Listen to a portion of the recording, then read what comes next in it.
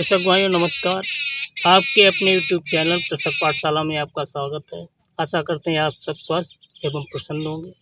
कृषक भाइयों, इस समय जो है लगभग सितंबर माह का अंतिम सप्ताह चल रहा है और ये समय जो है आपके सरसों बोने के लिए बहुत अच्छा समय होता है, क्योंकि सरसों के लिए जो टेम्परेचर की बात अगर की जाए तो 25 से लेकर 30 सेंटीग्रेड तक तापमान सबसे बढ़िया होता है।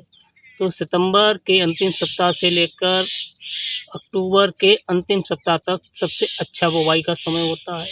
अगर इससे लेट कर दिया जाए तो बाद में हमारी सरसों की फलियों में माहू या अन्य कीट लगने की संभावना ज़्यादा रहती है, जिससे कि हमारा उत्पादन बहुत प्रभावित होता है। तो आज सरसों पर बात करते हैं, तो शुरू करते हैं खेत की जुताई और खेत को कैसे तैयार किया जाएगा। तो सरसों के खेत के लिए हमें गहरे से जुताई करनी है, मिट्टी को एकदम भुरभुरा बना लेना है। और इसके लिए अगर मिट्टी की बात की जाए तो दोमट बलुई मिट्टी सरसों के लिए बहुत ही उपयुक्त होती है। और इसके लिए अगर पीएच की बात की जाए तो हमारी ज़मीन का पीएच 5 से 7 होना चाहिए। इसके साथ ही सरसों के खेत के लिए अच्छे से जुताई करने के पश्चात सबसे बड़ी कभी-कभी किसान गलती क्या करते हैं, जिसका कि हमें बहुत बड़ा खामियाजा बाद में भुगतना पड़ता है। जल्दबाजी में भूमि शोधन को अनदेखा हमने देखा है, काफ़ी कृषक कर देते हैं, जबकि ये एक बहुत ही महत्वपूर्ण चीज़ होती है। तो सबसे पहले खेत की जुताई करने के बाद आपको उसमें, आपके पास अगर वर्मी कंपोस्ट है तो सबसे बेहतर है, उसमें आप वर्मी कंपोस्ट भी डाल सकते हैं, कंपोस्ट खाद भी अच्छे से डाल सकते हैं। और उसके साथ ही घन जीवामृत, जीवामृत कैसे बनता है इसका मैंने एक पहले से ही अपने चैनल पर वीडियो डाल रखा है, उसको आप देख सकते हैं, उसका लिंक मैं डिस्क्रिप्शन में दे दूँगा। तो आप इस तरीके से इन खादों को डालकर पूरी तरह से तैयारी कर लें और अंतिम जुताई से ठीक पहले ट्राइकोडर्मा या बिवेरिया बेसियाना से अपनी भूमि को शोधित अवश्य कर लें। इसको करने के पश्चात अब बात आती है बीज की। तो बीज की बहुत सी वैरायटियाँ प्रचलित हैं। अपने क्षेत्र के हिसाब से जो भी आपके यहाँ ज़्यादा प्रचलित हो और जिस पर आप भरोसा करते हो, आप उसका चुनाव कर सकते हैं। अच्छा, अब बात आती है बीज की मात्रा कितनी होनी चाहिए। तो बीज के लिए आपको बताएं, अगर आप मशीन से या लाइन से बो रहे हैं तो 1 एकड़ के लिए 1 केजी सरसों पर्याप्त हो जाती है।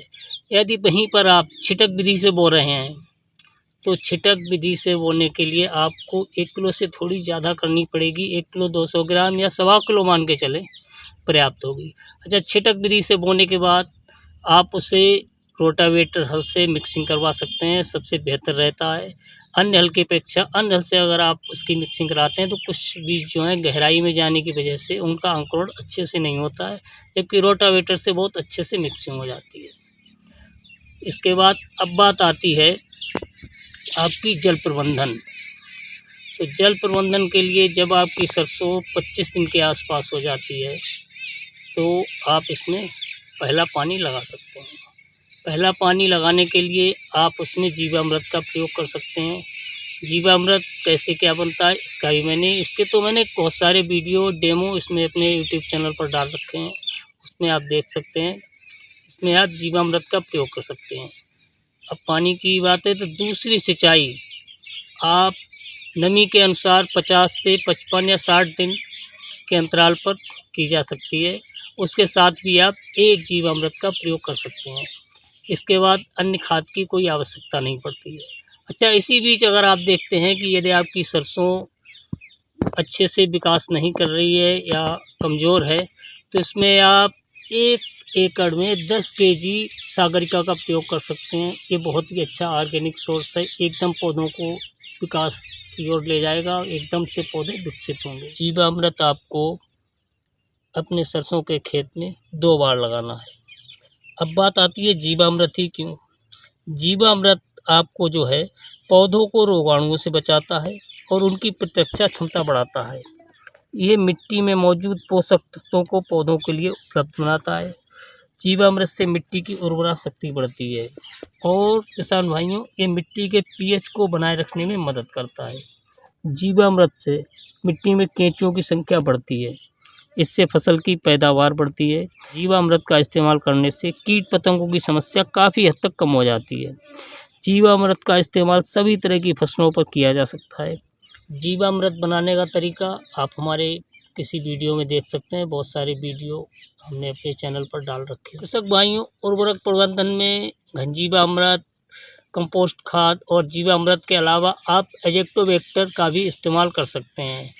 एज़ोटोबैक्टर जो है किसान भाइयों, हमारी ज़मीन में नाइट्रोजन का निर्धारण करता है, वृद्धि हार्मोन उत्पादन करता है, फास्फेट घुलनशीलता और पौधों की बीमारी प्रबंधन और बेहतर मिट्टी के स्वास्थ्य के सुधार के माध्यम से पौधों के स्वास्थ्य में सुधार करने की अपनी क्षमता के कारण एज़ोटोबैक्टर पर्यावरण के अनुकूल और टिकाऊ फसल उत्पादन के लिए जैव उर्वरक के रूप में उपयोग किए जाने वाले सर्वोत्तम विकल्प है।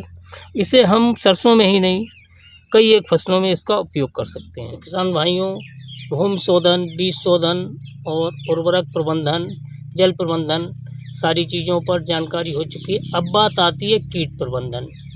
तो हम आपको बताएं, जब हमारी सरसों 25 से 30 दिन के बीच होती है तो उस समय कुछ कीटों की संभावना ज़्यादा होती है।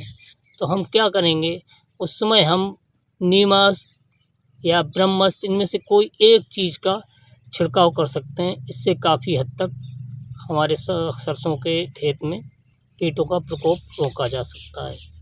अब बात आती है परिपक्वता की। 100 से 110 दिन या 15 दिन प्रजाति के अनुसार सरसों परिपक्व हो जाती है।